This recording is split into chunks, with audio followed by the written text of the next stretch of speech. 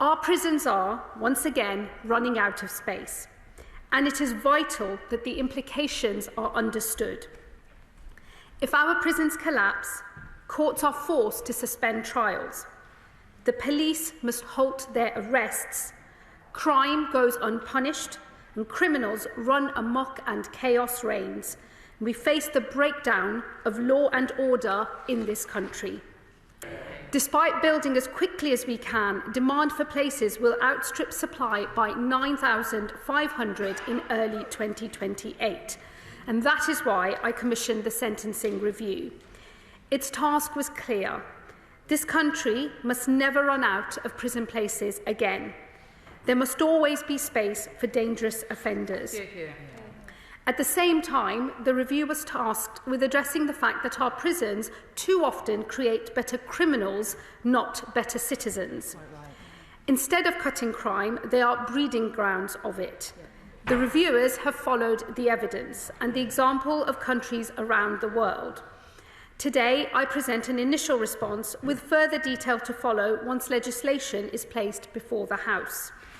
Let me start with the report's central recommendation, the move to a three-part sentence called the earned progression model, which the government accepts in principle.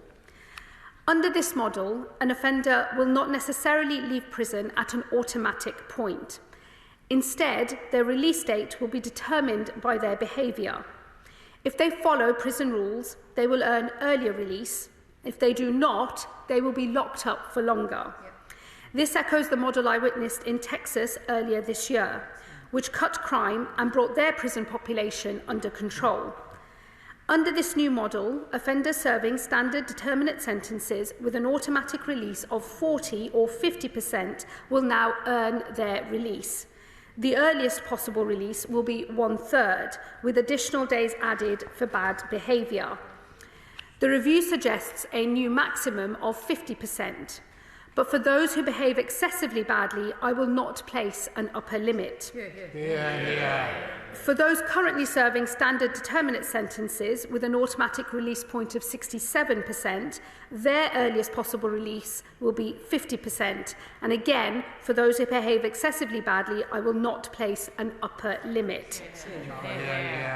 David Gauke also suggests those serving extended determinate sentences should also earn an earlier release. This we will not accept. Judges give extended sentences to those they consider dangerous, with no parole board hearing until 2/3 of time served, and I will not change that. I can also confirm no sentences being served for terror offences will be eligible for earlier release from prison. In the second part of the progression model, offenders will enter a period of intensive supervision. This will see more offenders tagged and close management from probation. The government will therefore significantly increase its funding. By the final year of the spending review period, an annual £1.6 billion will rise by up to £700 million, allowing us to tag and monitor tens of thousands more offenders. If offenders do not comply with the conditions of their release, the sentencing review has suggested that recall to prison should be capped at 56 days. We have agreed to this policy in principle, though the precise details will be placed before the House when we legislate. In the final stage of the three-part sentence, offenders could still be recalled if a new offence is committed, and I will also ensure that the most serious offenders continue to be subject to strict conditions. I also asked the review to consider how we manage sex offenders. The review has recommended we continue a pilot of so-called medication to manage problematic sexual arousal. I will go further, with a national rollout beginning in 2 regions covering 20 prisons, and I am exploring whether mandating the approach is possible. Of course, it is vital that this approach is taken alongside psychological interventions that target other causes of offending, like asserting power and control.